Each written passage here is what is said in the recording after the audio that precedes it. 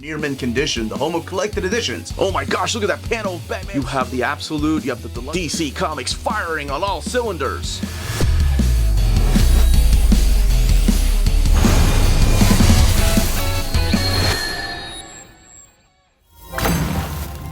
How's it going, all you minties? Uncanny Omar here from Near Mint Condition, the home of collected editions. And today, I'm going to be giving you my overview of the latest printing of the Spectre, the Wrath of the Spectre Omnibus from DC Comics. So let's take a look at this together.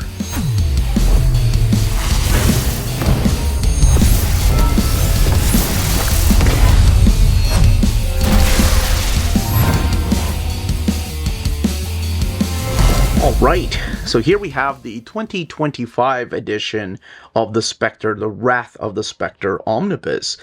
And we have the DC logo, Michael Fleischer, Gardner Fox, Neal Adams, and Jim Aparo. And I'll be honest, I bought this a few years back based on just this name alone, Jim Aparo. I'm a huge Jim Aparo fan. That is my definitive Batman artist. So this has been previously printed before. As a matter of fact, here it is to be compared to the new printing. So the DC logo is the very first thing you're going to notice that is different. Everything else, including the way that the Spectre himself is printed in this glossy stock, whereas over here it's just a flat colors. Even Jim Corrigan a little bit is flat colors. It's just the Spectre that is glossy. And the same thing happened in the original printing.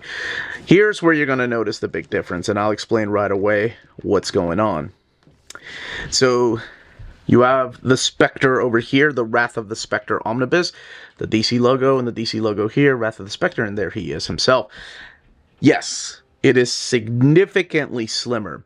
And that is due to the different type of paper stock, because this Spectre Omnibus, the original printing that came out in 2020, used a unique matte paper stock. I think the other one that used it was like the Joker Bronze Age, if I'm not mistaken. But it was different than the paper stock that they were even using back then, with like glossy paper stock. The back of the book right here, DC's Spirit of Vengeance stars in these classic tells. So we'll do an internal comparison so you know what I'm talking about. You can even see the color a little bit different here. We'll do an internal comparison here in a little bit. Let's get it out of the dust jacket here and look at the flaps. The brooding Jim Corrigan there on the right, and the horrific creature there on the left-hand side, and the actual flaps are the same here. The back of the book is the same. Oh, and speaking of the same, the price has actually gone down. This was $125 for the original printing. The new printing is $99.99. Again, it's probably due to the paper stock that they used. And the design is identical. I do love the fact that his cloak is just here. I'll show you here in a second, but looking again at the spines of the books and then the back with this amazing image of just people getting their comeuppance, which is the focus a little bit of the Wrath of the Spectre stories in here. But same image, and then again, that cape that just goes right through the spine and right to the back of the book and covering the front of his body. I don't know, I just really like that design. It's a very cool design. I'm glad that they kept it for this edition. Okay, we are going to open this Omni up and talk about the type of stories found in here, and of course do the comparison to the original printing in 2020. So let's go ahead and open it up and look at what extras we have in here too. Alright, let's go ahead and open up the Omni. Sure, end sheets. We have this beautiful title page right here by Jim Aparo. And over here on the actual tombstone is a little breakdown of exactly who the Spectre is. In the world of mortal men, he is Jim Corrigan, hard-boiled police detective. But to the vermin of the underworld, he is the Spectre, awesome avenger of evil, an earthbound ghost who punishes evil with a fearsome vengeance from beyond the grave. So he is really like the Wrath of God, if you will. The Spectre, the Wrath of Spectre Omnibus, and your credits down here for the Spectre created by Jerry Siegel and Bernard Bailey. And then, of course, Superman, Supergirl, created by, and Jim Aparo getting the credit for the cover. Over here's your table of contents. One of the most important things to note about the table of contents is over here. And it pretty much states that it wasn't until the 70s that they started crediting everybody, including the colorists and the inkers. So some of these, they've done extensive research, just like when Marvel does their Omnis, or even when Fantagraphics are doing their collections of old Golden Age comics. They try to do as much research as possible to try to find out and give credit where credit is due. You do have an introduction here by Peter Sanderson. And over here, you'll see it goes from 1966 to 1988. Actually, is it 88? Yeah, 88, I think, is the last book that's collected in here. The last year, let's see, Wrath of Spectre, yes. And then Who's Who. Oh, because those were printed in 88, that's right. So, the Spectre really didn't have an ongoing series in the Golden Age. Here's your awesome introduction, by the way, talking about how Julius Schwartz had taken a lot of these Golden Age characters and revamped them for the Silver Age. He had success with Jay Garrick and making the New Flash, Barry Allen, and he wanted to do the same thing with the Spectre. So this is an amazing behind the scenes as to how these things were happening and why some of the series were canceled. And there's this really interesting story that got Harlan Ellison involved, and just it's all, you'll have to do a little bit more research, but Peter Sanderson does talk a lot about what ended up happening and why the series ended up getting canceled under new management, if you will. Now, let's talk about what's collected in here. So, collected in here is Showcase 60, 61, and 64, Brave and the Bold 72, 75, 116, 180, and 199. The Spectre 1 through 10. Adventure Comics 431 to 440, DC Comics Presents number 29, and Ghost 97 to 99. So the book has 680 pages, and again, this version retails for $100. And we kick it off with this story right here from Showcase, and even here they do give credit. Gardner Fox and Murphy Anderson working together again to bring the Spectre to a new audience, because the Spectre had originally appeared in 1940, all the way back in More Fun number 52. And all this is in the introduction, by the way, talking a little bit about the history of the Spectre. And he became kind of like a background character in the pages of the Justice Society of America, or JSA. And so much so that he kind of went away for a long time. And it wasn't until years later that Jim Corrigan and the Spectre came back after the Golden Age. I think the last thing that he was in was... is it More Fun 101, maybe? Or maybe it was All-Star Comics 23. But with the resurgence of superhero comics, with the Silver Age, Superman, and bringing back a lot of other different characters, they wanted to do a new Spectre series, but make it a little bit different than what it was before. So Julius Schwartz revived the Spectre, and now under Gardner Fox and Murphy Anderson, he changed the character up a little bit through here. And one of the most important things, so he is fighting demons, and he's fighting cosmic beings, and he's still sharing a body with Jim Corrigan. But one of the things that happens early on through here is that the Spectre and Jim Corrigan get split. And it's an interesting plot twist, because now the Spectre can go on adventures without Jim Corrigan, and Jim Corrigan can go on adventures without the Spectre. The Spectre does run into a very interesting version of Barry Allen Flash through here that is kind of stuck in between worlds. We are going to get some early work. I didn't go through the credits, and I should have done that, and I apologize. But a lot of the early stuff is Gardner Fox and, of course, Murphy Anderson, and then you have Carmine Infantino. But you're going to see names here really soon, right here with Spectre number 2, and that is a young Neal Adams. So the Spectre grew in popularity so much, this is a team-up from Brave and the Bold with Batman, that he got his own series. The Spectre got his own magazine with issue number 1, and this is the Gardner Fox and Murphy Anderson story right here. But you're going to see a change in tone when a young Neal Adams comes on board. And this, again, is a young Neal Adams. This is long before his Dennis O'Neil and Batman run. This is more along the time when he was working on Dead Man and other stories like that. He didn't have like a big... He wasn't the Neal Adams that we knew later on. But immediately when he takes over, you can just see the change in the art style. It is absolutely jaw-dropping. But still, not the reason. This is the reunion with Wildcat. They do retcon a little bit of the character's history. Like if you had read some of the Golden Age, Justice, what is it? The more fun comics and the All-Star comics. They do retcon a little bit of his history. Now, Neal Adams stays for about 5 issues. He even gets to write some of these issues. I think this is his first issue he wrote, if I'm not mistaken. Number 5? Wildcat is issue number 4, I believe. But in issue number 5, he is now the author and the artist on the book. And again, Jim Corrigan, and look at that. The Spectre working together to try to solve more down-to-earth cases than cosmic type of cases through here. Although still dealing with some demons like he has to. Now, eventually, Neal Adams does end up leaving the book, and the book goes all the way to issue number 10. But the reason that I picked this up was because, to me, Jim Aparo is... I'm just going to be flipping through here. Oh, this is a Bernie Wrightson story, I think, if I'm not mistaken. So you get talent like that. You get like Bernie Wrightson doing a Spectre story in this sort of anthology series. But to me, Jim Aparo was my definitive Batman artist when I was a kid. And by that point, he was already an older artist, if you will. And if you look at... Here we go. Let's look back here. So we go back to Adventure Comics 431. And this is the beginning, really, of the Jim Aparo era on Spectre.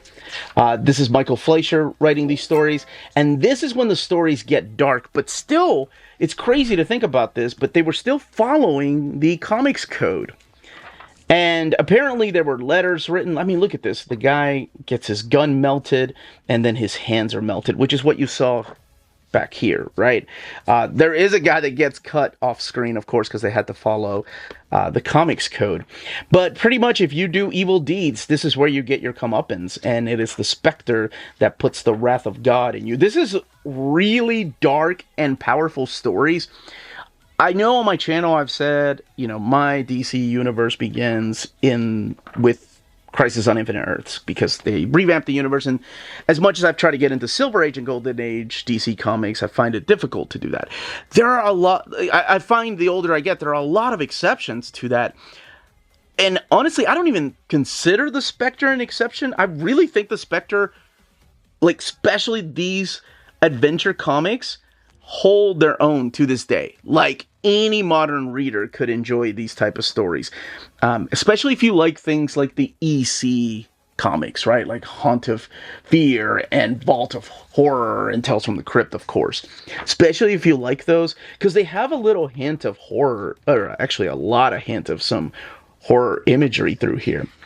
Now, what ended up happening, and there's more about this with interviews and online, what ended up happening is that people were complaining that it was still gory, and that's what I talked about, that Harlan Ellison kind of is quoted, and you can see that in the forward.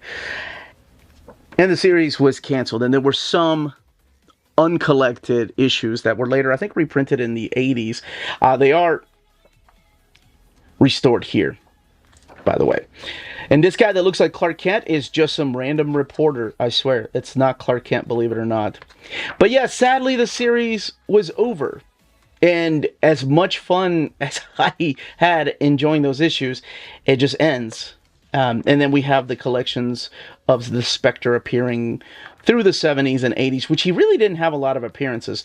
So this doesn't have like his Golden Age stories collected in here. This jumps right into when the character was revamped in the Silver Age.